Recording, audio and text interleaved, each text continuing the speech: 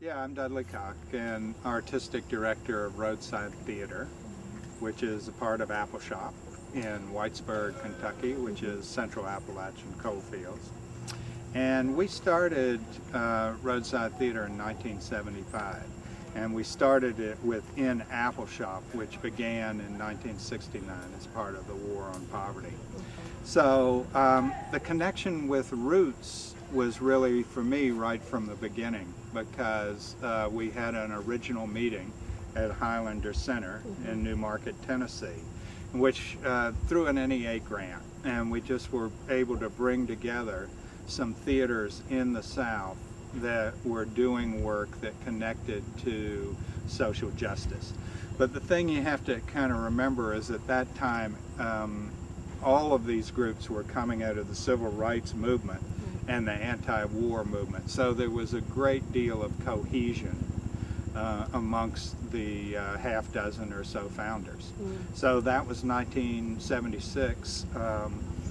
Once we got it started, we went for quite a few years with kind of volunteer running the organization. We were able to get an executive director for, I think she worked part-time, lived down in Florida, and then I ran it, I remember, for about a year out of my hip pocket, just writing grants, and we'd get together once or twice a year.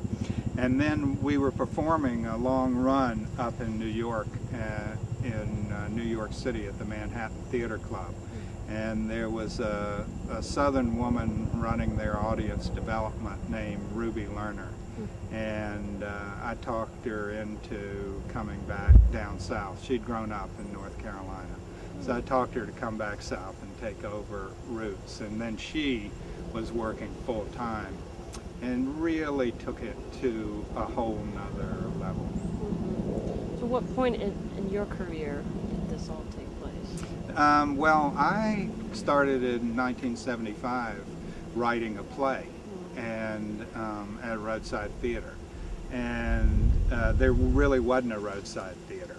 And my background was in politics and writing. So I came in to do this play, and I found out, this is the first play I'd ever worked on. We're going to do an excerpt of it tonight. And I found out that once you write a play, it means nothing unless it's produced. So that's when I began creating the theater.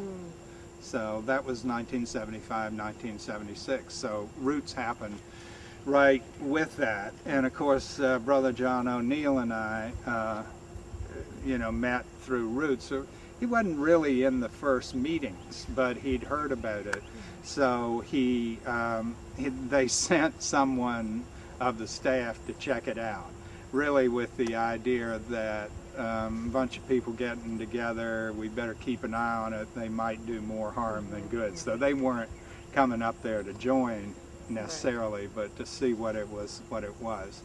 And shortly after that, we began collaborating, Junebug and Roadside.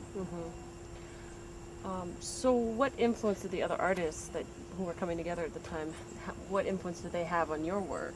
Yeah, they had a lot in an odd way, because we were building this theater from scratch. And like I said, I didn't have any background in theater. So everything was new. So just the fact that some of these theaters, like the Provisional Theater from Los Angeles, Steve Kent and folks, they'd been at it for a while. So they actually knew what a contract looked like. So we said, send it to us, and we copied it. So it's just a lot of practical stuff like that. Artistically, we were also learning, but we were inventing our own form and content. So we really weren't studying so much the details of how other theaters created plays or their aesthetics, because we were developing it out of our own local life. So we were less concerned about that. But on the practical level, it was good, of just these contracts and so forth and so on. And then it was also good to just have a group of people to discuss the work. So there was a critical discourse that was ongoing, and to see other work concerned about the same things we were concerned about. So it gave us a community, and otherwise we would have had no one, because we didn't fit with, I mean, Roadside Theater ended up very early going to New York. And the reason we went to New York is because we couldn't get any money from Kentucky. They said there couldn't be any theater east of Lexington, Kentucky. We really wanted to stop in Louisville. So we couldn't get any state money. So I said, well, we'll bypass. Maybe the quickest way to Frankfurt, the state capital, is through New York City. So we quickly did an end run through New York. And then, of course, once we had some notoriety there, we were able to get money in Kentucky. So, but Roots was important in all that time, and Ruby Lerner was really a dynamic leader, and she connected people around the country because she came out of a major New York theater. So she knew the theater community, and she really connected Roadside to all sorts of people and all the other Roots companies. And in some ways it was the, people don't really know this, how the type of work we're doing now has so less credibility nationally than it did 20 years ago or even 30 years ago. Now So it has less credibility. And a real marker on that is Ruby, as executive director of Roots, was actually on Good Morning America, which I think still runs, right? Like one of those morning talk shows, and she was on there with Beverly Sills, talking about, she was on there as an equal with Beverly Sills. So Roots was really at quite a level of legitimacy in that period, and this kind of work was. But that's because it came out of this social justice impulse. And there was credibility for social justice work, just as it had been for the civil rights movement. So what are the challenges that you think Alternate Roots faces now, where, as you say, there's less credibility for this kind of work? Yeah, I mean, it's a huge challenge, and the biggest challenge, I think, is for us to wake up and understand how much ground we've lost. I learned pretty early on from Bernice Johnson Regan, when in the early days I said, Bernice, you know, what should I do at this meeting? She said, Dudley, every meeting you're going into, you're either gaining territory or you're losing territory. So when you come out of the meeting, you say to yourself, did I gain territory or lose territory? So she had a very, you know, active, she still does, activist position. And so we've got to, I think in Roots, ask that question. And we've got to try to make some assessment of the state of affairs for this kind of work. And like I say, in my view, it's been dramatically downhill from 1997 until now. 1997 marks the time when the National Endowment for the Arts lost the Expansion Arts Program and the Folk Arts Program and went into generic themes of creation and presentation. So we lost a huge advocacy, and that was the victory of those forces that had been part of the Cultural War, and we're trying to forever, since really the election of Ronald Reagan, to dismantle the NEA. Right. So the biggest challenge for Roots now is to try to understand what moment in history it's in, how much territory has been lost, and then what are the sort of critical issues that we need to deal with in that light. So one of the big problems that I see nationally is that there's no longer a critical discourse. So if you look at 1990 or 1985, Roadside and Roots was in a much stronger critical discourse about the work. And there was critique and just a ferment. And we don't have that critical discourse any longer. People are not in a critical dialogue. But one, are not spending enough time. We're not having the opportunity to spend enough time to understand the historical moment we're in, to understand the history that's led us to this moment, and then to sit down and try to really critique it and to know where to move. So there's a sense of the whole feel for me now of a little bit puppets on a string. And how do we cut the strings and begin once again trying to figure out what state we're in and how do we move forward. And I just myself believe that key on that is critical discourse, that you have to engage people. I mean, like I met O'Neill, I invited him to come see a play we were doing at an Alternate Roots Festival in Florida. And I said, I mean, we'd met, but I told him to come see the play. And afterwards I said, well, John, what do you think of the play? And he said, well, it was you know, delightful to watch the actors, but I don't see how it had anything to do with the Ku Klux Klan and those reactionary forces that are attached to your region. So he just said that, thinking I would be defensive and say, well, enough of this fella here. But rather, I said, well, John, what do you want to do about it? And so that's how we got collaborating with Junebug, which then proceeded over decades, was seeing what we could do about it. So it was a real critical discourse between the two companies, and then we took that into a larger framework. And for a while, we had a lot of that critical discourse in Roots. Right.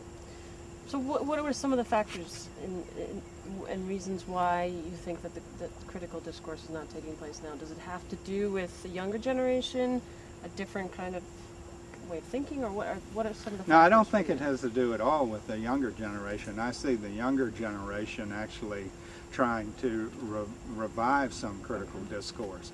But, I mean, so many of the you know, comes from societal issues. I mean, how much of the education system now is really teaching critical thinking? And, you know, so there's that. You know, just yesterday was doing a workshop on voices from the cultural battlefront around cultural equity. And the lens we are looking at there is this lens of hyper-capitalism.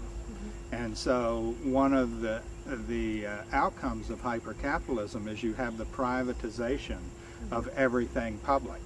So including education. Including education. And of course, within that privatization, and you have also occurring at this time this huge class divide in the country that really began with Reagan and has been accelerated in the couple of decades since Reagan. So this huge class divide, this huge privatization, and you know, people have lost a critical perspective on what's going on. And you know, part of that has been this constant advertising and this selling of materialism, so that you know, people have bought stuff hook, line, and sinker, and it's made us all dumber. So you mentioned 1997. Sounds like that was a turning point, not only for Alternate Roots, but the whole community arts movement. Can you speak of other turning points for Alternate Roots? Well, yeah, I mean, what I think yeah, I can speak somewhat personally about it. I don't know the exact date, but it was towards the last, and this is just again my take on it, but it seemed towards the end of Ruby's tenure that we were having performance festivals in Atlanta, and there was a point where I noticed we were no longer connecting to the broader Atlanta community. We were starting to perform for each other.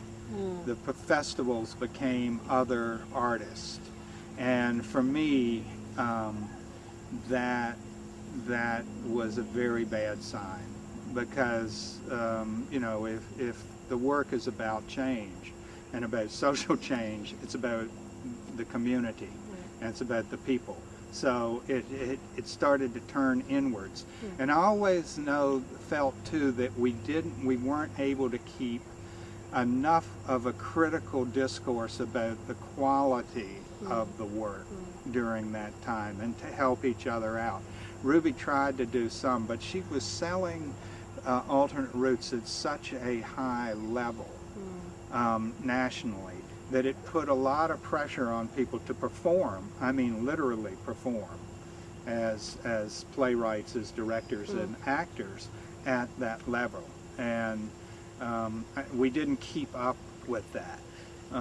So that was a turning point. And then I don't think after that we got as clear as we needed to be about what our purposes were. So we had the, you know, it comes out of this anti-war civil rights, social justice, peace movement. And then there was just this compelling need in the South for the gay and lesbian community to come together, to have a space to be together and to create as artists. And Roots was wonderful in filling that space, and a lot of wonderful creativity and fun came out of it. But at the same time that was going on, we had this social justice history and purpose, and we were juggling them both without being clear about how they fit together and which one was going to take priority. So for me, it was lack of a single purpose through some of those years. So for example, the gay lesbian, that always seemed to be a sub theme, or submerged really, but to actually be very dominant in the life and the culture of Roots. But we were still talking social justice. Again, we didn't join the two, right? And then if we'd have said, okay, the gay lesbian issues are so important in the South in this period, we really need to turn our focus to that. And you know, every Roots member needs to focus on that issue for say 2 years. Well, even a theater like ours that has not been historically at all engaged in the gay and lesbian community, we would have, you know, taken that up as a justice issue, as an equity issue. But it was just never clear. That was my feeling. So, you know, that was another point. So for some of us, particularly John and I, the Roots membership became somewhat amorphous, and we couldn't find the class and race issues that our work was set on. We couldn't really find a potent mix of that at some point in Roots, and that's when John and I founded the American Festival Project as a national coalition to focus much harder on social justice, race, and class. Okay. So it's a complex story. Right. What specific effects or influence do you think Roots has had on other performance or arts organizations? Well, I think it's had an important influence in the field, just because it's stuck with it for 32 years. I mean, longevity and standing for the values it stands for.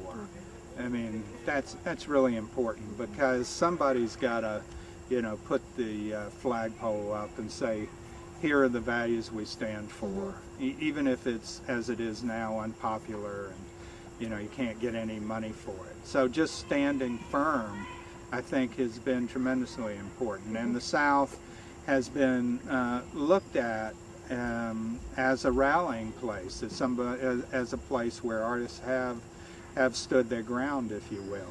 And it's recognized as such by people in other regions of the country.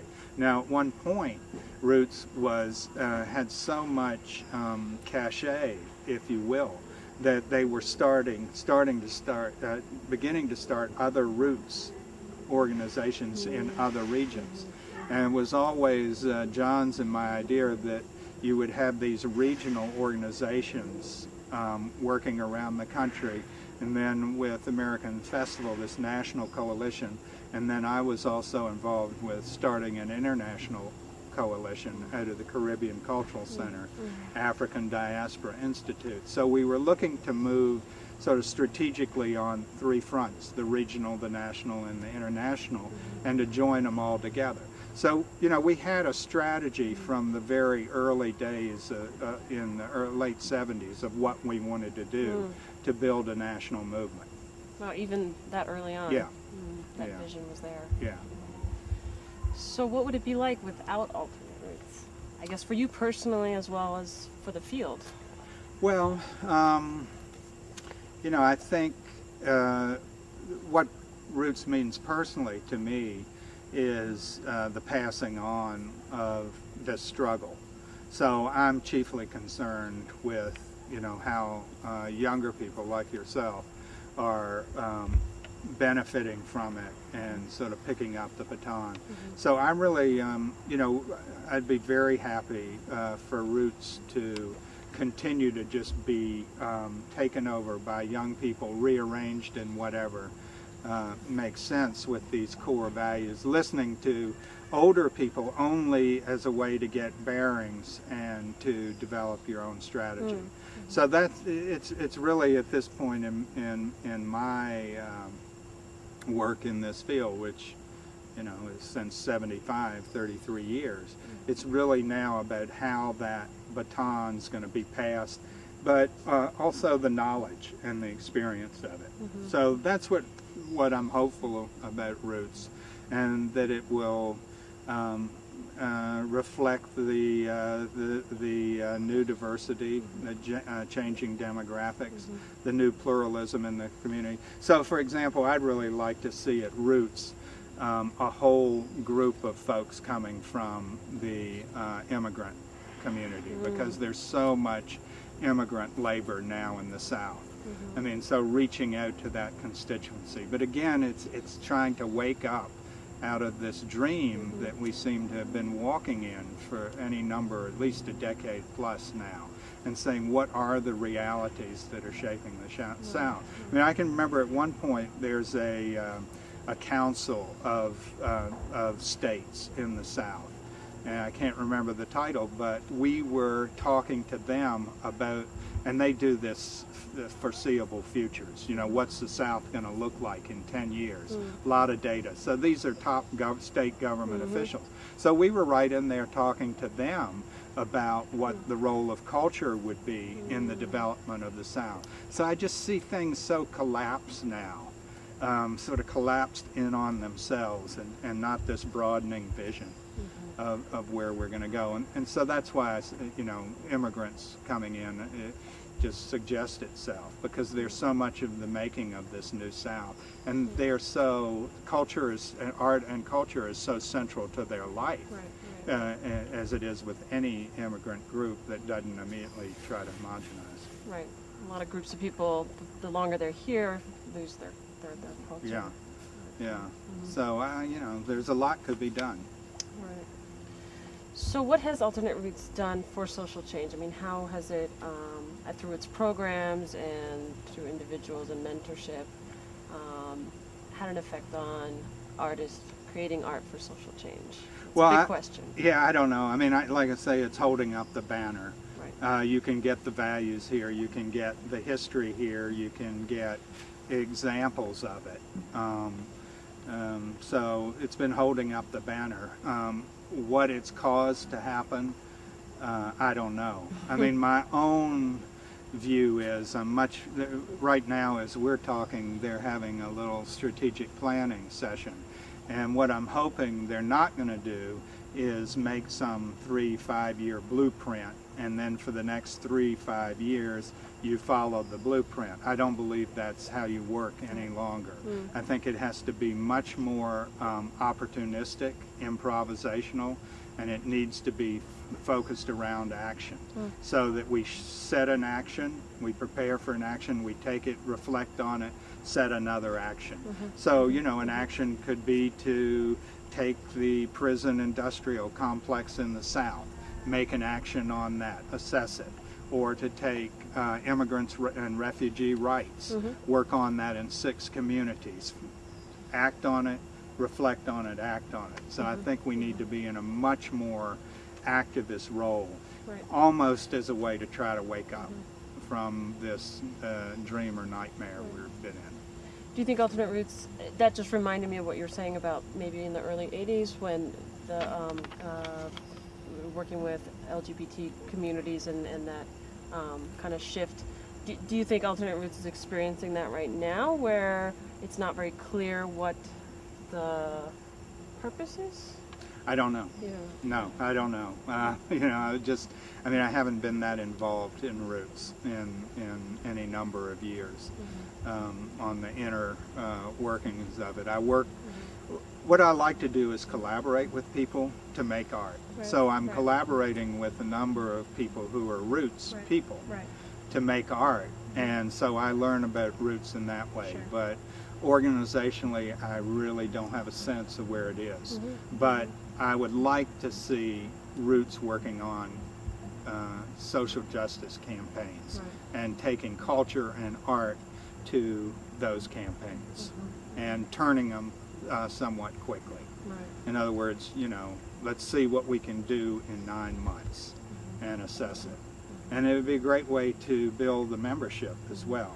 Sometimes I worried in the Roots history that it had become kind of an in-group, and in our cultural development methodology, it's where we are actually in community cultural development.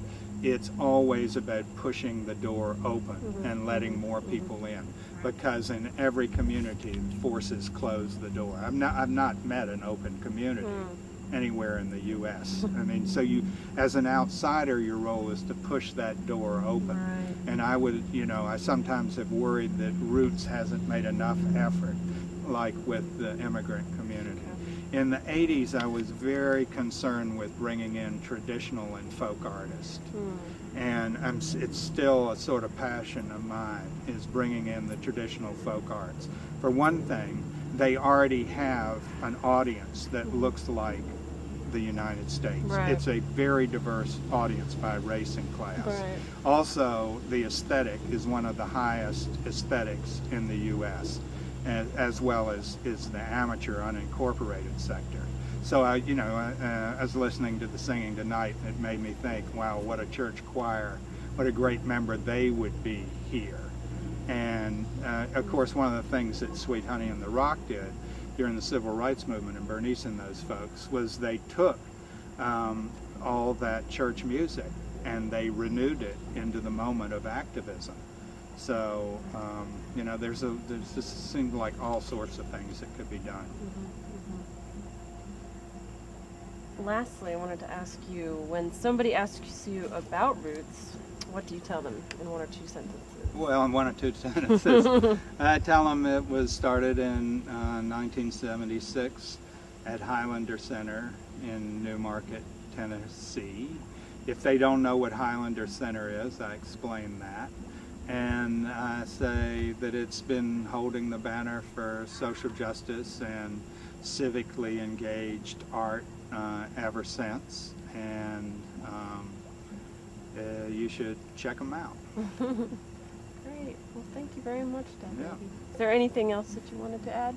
Well, no, not that I can think of. I mean, if you have, if either of you have a question as just someone younger in the organization, you know, I'd be happy to give you a hit on it.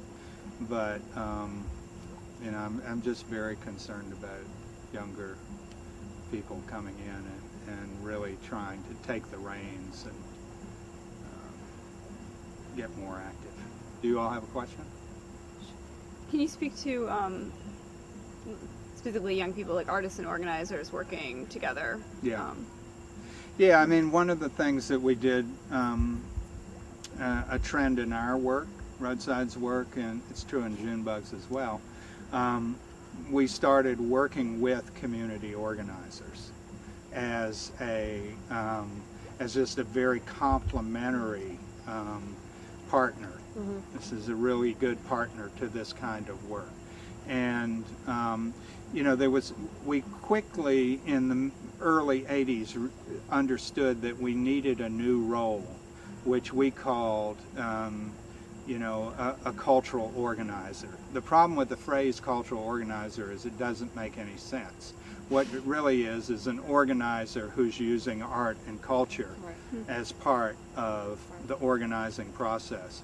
So I think it would be great if, to your question, if there were 10 community organizers at this meeting, coming out of a Linsky style or whatever style of organizing here and working in environmental, working at immigrant community, whatever the issue is, just for them to be here and to be part of the discourse. I think it's a very good point that when at the very moment we need to be expanding, there's been this push of everyone into their corner. That's really what began in the 80s with the privatization.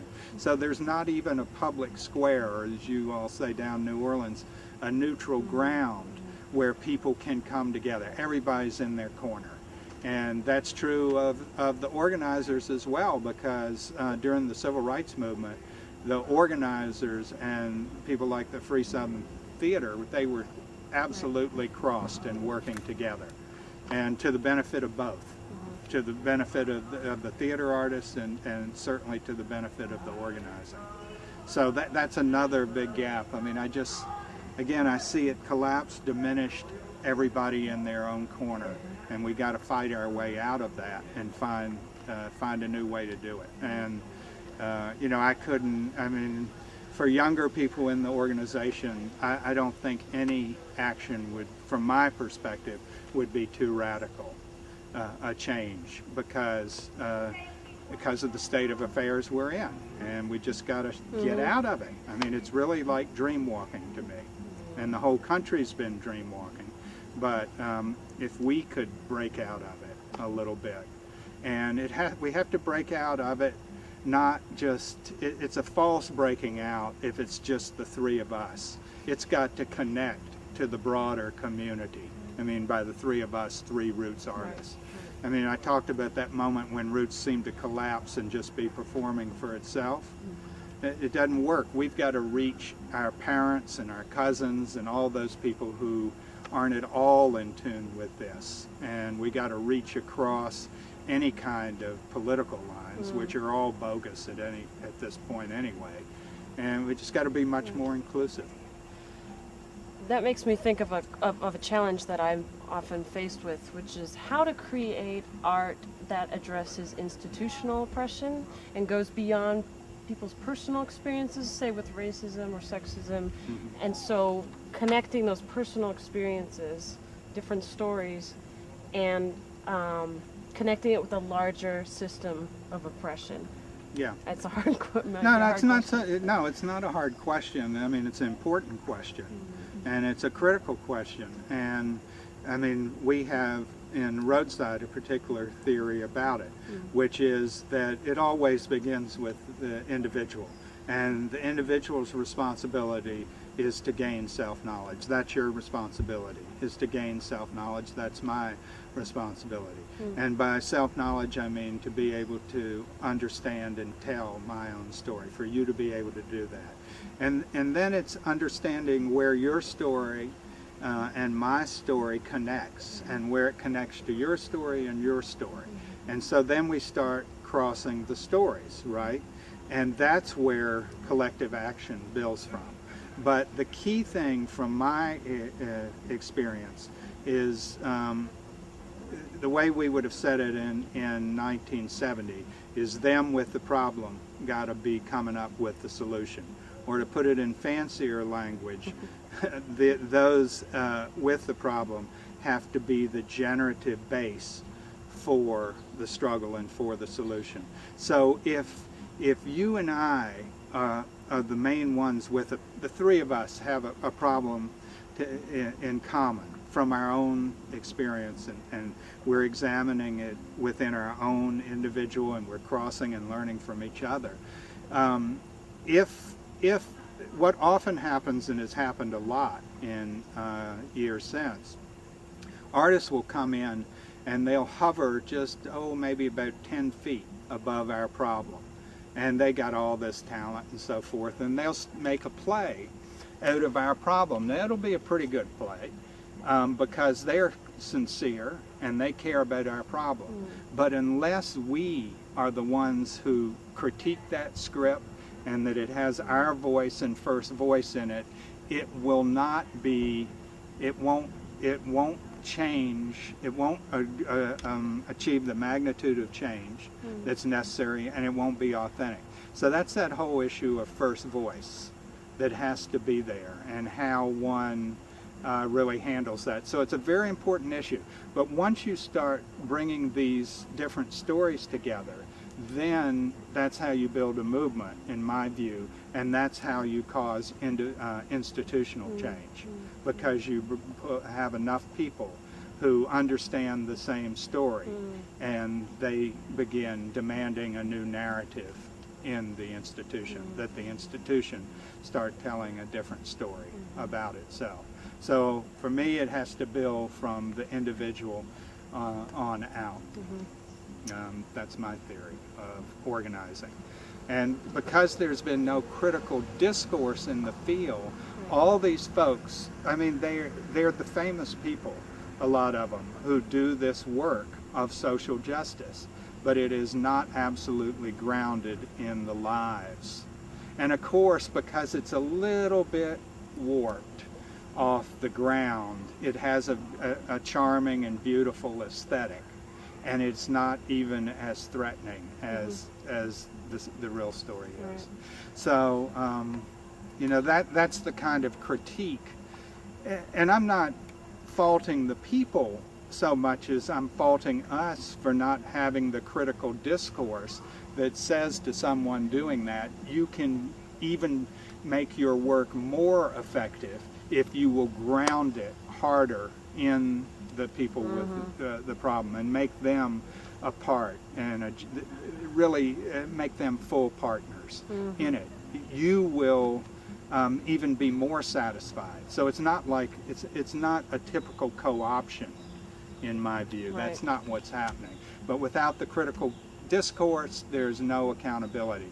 And what I'm working with a lot of young people now, and what I hear time and time again is, once they get introduced to the field, there's no accountability in the field. And I've known people who go into religious fundamentalism because, at least in religious fundamentalism, you're held accountable. You see people walking the talk, and there's accountability. And they look at this field and they say, there's no accountability here. There's no ethics. You're not held accountable. Well, where I track that is, we don't have a critical discourse, because I'm not into the sort of stern religious conservatism, but we do need a critical discourse, and it's out of a critical discourse that accountability comes. And it's friendly, because we're all trying to get the same place. You know, we're all trying to go to the same place. We don't, you know.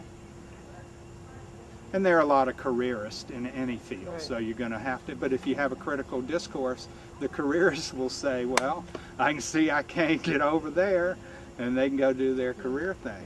And this has become even more important. I'm having this conversation a lot nationally, and most all the people we work with, because of our roots in the war on poverty, are communities of color.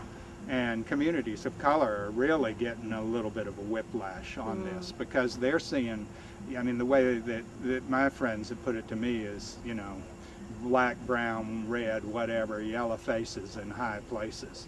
In other words, they've got people going into positions of power, but they're just shedding their community as they are allowed to move through this net into privilege. So that's, and so class, which was always a big impetus in our work, because we're from one of the poorest parts of the United States, and white, class has always been a big thing for us.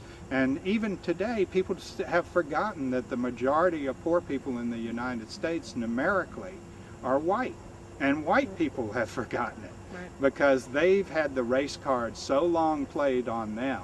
You know, it's like, well, you may be doing a little better than I am economically, but I'm white, so you're beneath me. I mean, it's just, it defies reality. You know, it just defies reality the way this race card's been played. So again, it's this whole, you know, I guess they call it dumbing down. I call it sleepwalking.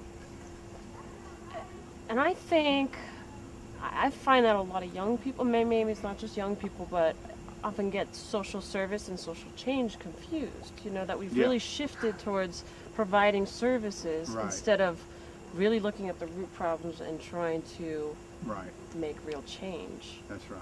Can you talk a little bit about Yeah, I mean, that's a huge point, and I'm working a lot on that. I just joined the board of something called Imagining America, which is 80 colleges and universities, a national coalition. It's coming on its 10th anniversary, and they're really trying to change that kind of paradigm where, you know, you as a college student go out and work at a soup kitchen.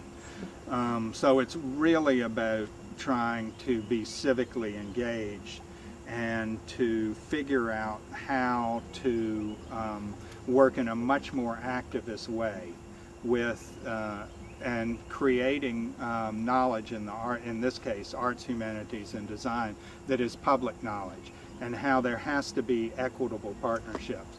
So if you take something from your neck of the woods, New Orleans, the NYU, Xavier, Dillard, and Tulane collaboration, to the degree it worked last year, it worked because of the porch, because there was a community-based organization to anchor that collaboration, and it was in an equitable partnership with those institutions. I mean, it hadn't, so we're just finding all sorts of disparities. So the Caribbean Cultural Center has been doing this work for 30 plus years, a lot around the Caribbean African diaspora.